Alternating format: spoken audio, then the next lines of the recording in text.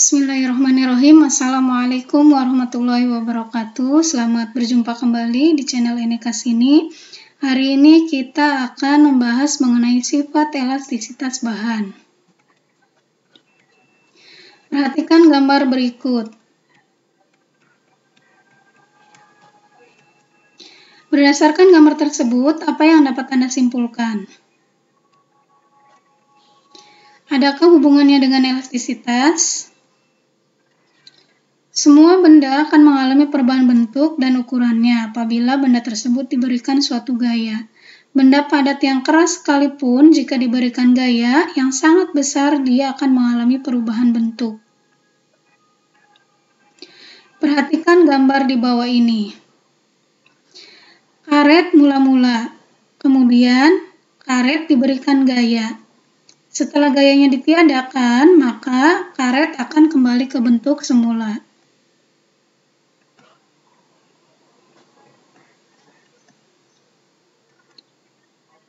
Jadi, apa itu elastisitas? Elastisitas adalah kemampuan benda untuk kembali ke bentuk semula setelah gaya yang mengenainya ditiadakan. Perhatikan gambar di bawah ini. Benda pertama mengenai potongan kertas diberi gaya, benda kedua karet gelang yang diberi gaya. Manakah di antara benda tersebut yang merupakan benda elastis, benda ke-1 atau benda kedua? Jawabannya, yang termasuk benda elastis adalah benda kedua. Mengapa? Jika benda yang pertama, karet gelang, bisa dinyatakan sebagai benda elastis, maka potongan kertas itu disebut sebagai benda plastis. Apa itu benda plastis? Perhatikan gambar ini, bentuk mula-mula kertas, kemudian setelah kertas dikenai gaya, lalu kertas tetap seperti ketika dia diberi gaya, dia tidak balik ke keadaan semula. Maka benda plastis adalah benda yang ketika diberi gaya, dia berubah bentuk, tapi setelah gayanya ditiadakan, dia tidak bisa kembali ke bentuk semula. Beberapa contoh benda elastis. Di sini ada beberapa macam benda elastis. Di sini ada sikat gigi silikon untuk bayi, kemudian ada ban, ada karet rambut, ada sendal jepit, kemudian ada mainan pegas, ada shockbreaker, kemudian ada spons pencuci piring, dan ada karet ketapel. Kemudian beberapa contoh untuk benda plastis. Di sini ada plastisin, ini plastisin, kemudian ada adonan kue dan tanah liat. Perhatikan gambar berikut. Mengapa karet gelang tersebut bisa putus? Untuk menjawab, perhatikan lagi gambar di bawah ini.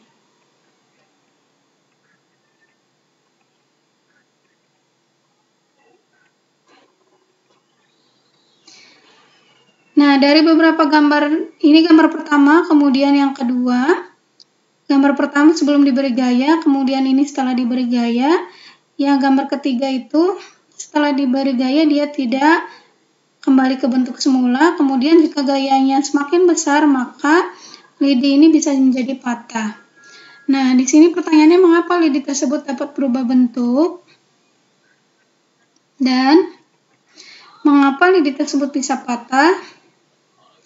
Jawabannya adalah karena adanya batas elastisitas. Apa itu batas elastisitas? Perhatikan di sini ada grafik hubungan antara gaya dengan pertambahan panjang. Ini gaya, yang ini adalah pertambahan panjang. Area A ini adalah daerah elastisitas.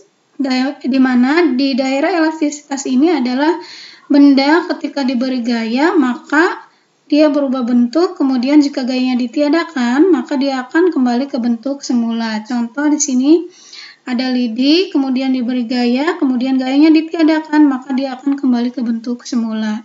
Kemudian ada area kuning. Area kuning ini disebut daerah plastis, daerah di mana ketika benda diberi gaya, maka dia berubah bentuk, kemudian ketika gayanya ditiadakan, maka dia tidak akan kembali ke bentuk semula. Ini sudah berubah bentuk. Kemudian daerah merah ini disebut daerah titik patah, di mana ketika benda diberi gaya melebihi batas elastisitasnya, maka dia akan menjadi patah. Ini. Nah, ini keterangannya. Jadi jika gaya yang diberikan itu kurang dari batas elastisitas, ini batas elastisitasnya, maka dia bisa berubah bentuk, tapi dia juga bisa kembali ke bentuk semula jika gayanya ditiadakan. Kemudian jika gayanya lebih besar dari batas elastisitas, dia akan berubah bentuk karena dia tidak bisa kembali ke bentuk semula. Sedangkan jika gaya yang diberikannya melebihi batas elastisitasnya, maka si benda tersebut akan patah. Itu jawaban kenapa tadi karet menjadi putus. Karena dia melebihi batas elastisitasnya. Jadi, suatu benda elastis memiliki batas elastisitas, di mana benda akan kembali ke bentuk semula ketika gaya yang diberikan masih berada pada daerah elastis benda, dan akan berubah bentuk ketika memasuki daerah plastis, dan akan patah ketika gaya yang diberikan memasuki daerah titik patah benda. Hukum Hooke. Hukum Hooke ini menyatakan perbandingan antara gaya dengan pertambahan panjang benda. Jika kita bagi antara F dengan pertambahan panjangnya, maka dia akan menghasilkan besaran yang konstan. Besaran yang konstan ini disebut sebagai konstanta gaya pegas. Jadi perumusannya untuk hukum Hooke bisa kita rumuskan menjadi F sama dengan K dikali delta X. F-nya gaya, K-nya konstanta pegas, delta X-nya adalah pertambahan panjang pegas.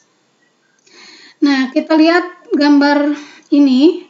Perhatikan di sini ada pegas mula-mula ketika dia belum diberi gaya atau belum diberi beban. Kemudian gambar yang kedua, ketika dia diberi gaya, maka dia mengalami perubahan panjang.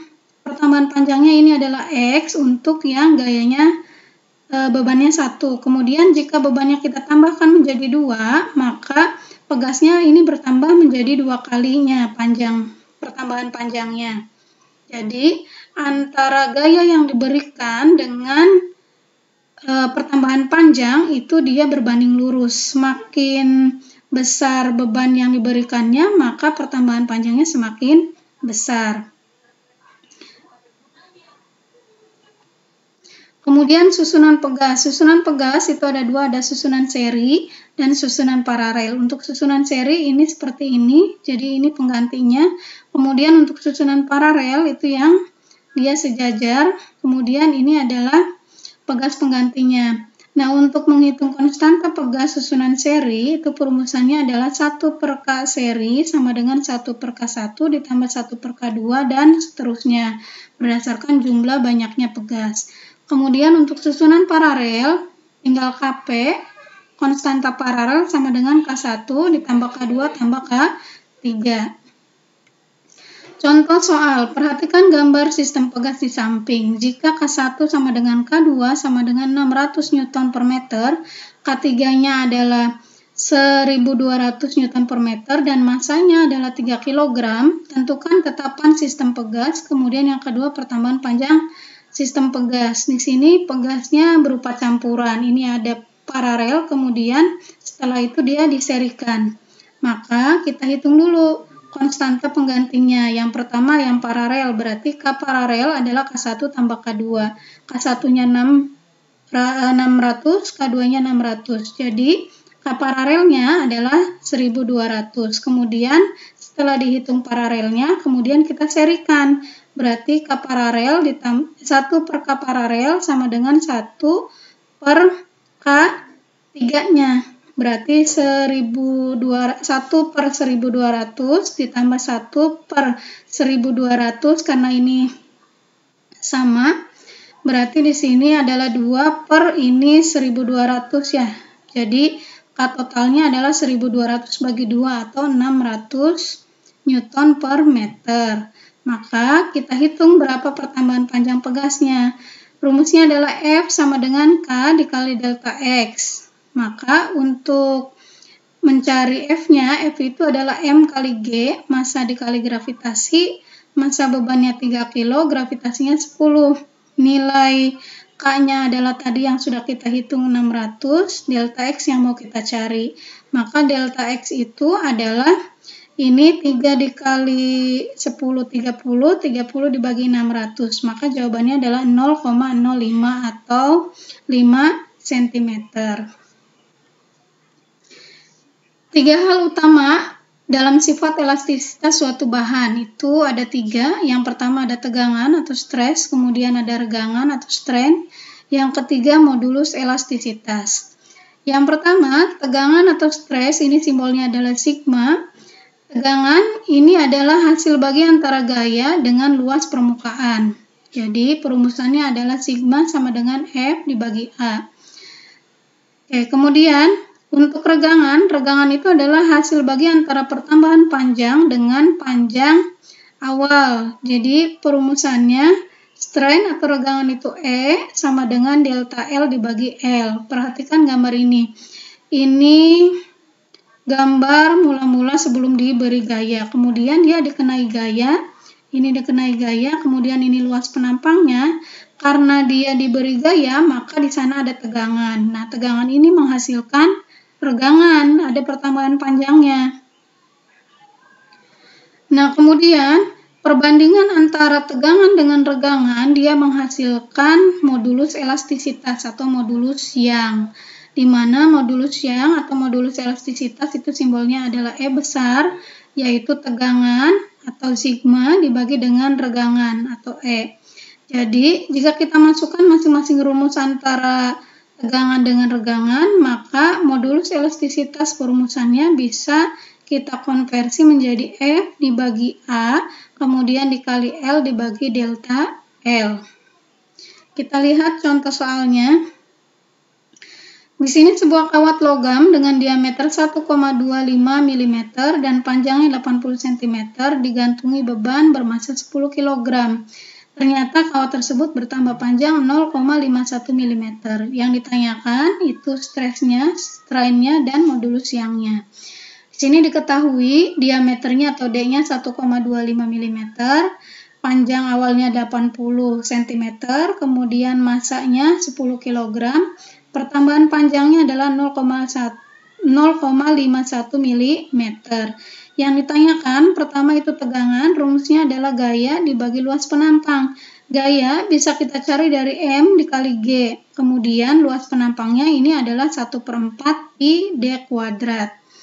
Jadi untuk masanya kita tinggal masukkan 10, gravitasinya 10, kemudian diameternya 1/4, kita masukkan pi-nya 3,14, diameternya di sini ini 1,25 mm, kita rubah ke meter, maka dia di sini ada pangkat min 3. Karena di sini kuadrat, ini juga kuadrat.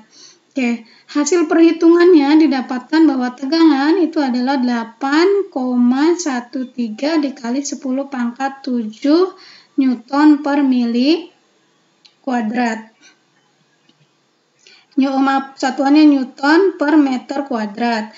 Kemudian untuk tegangan, untuk regangan itu simbolnya E kecil, persamaannya adalah delta L dibagi L. Pertambahan panjangnya di sini 0,51 mm, kita rubah ke meter. Rubah ke meter itu berarti kan pangkat min 3. Karena di sini 0, maka kalau dituliskannya 5, berarti di sini pangkatnya adalah min 4. Kemudian dibagi dengan panjang awal 80 cm. Kita rubah ke meter jadi 0,8 meter. Jadi jika kita hitung diperoleh regangannya adalah 6,375 dikali 10 pangkat min 4. Ini tidak ada satuannya karena ini dicoret.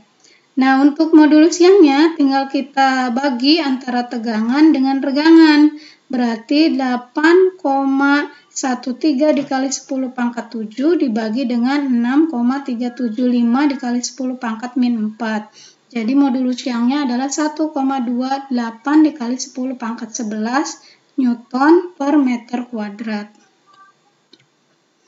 Sekian pembahasan kali ini. Terima kasih bagi yang sudah menonton. Assalamualaikum warahmatullahi wabarakatuh.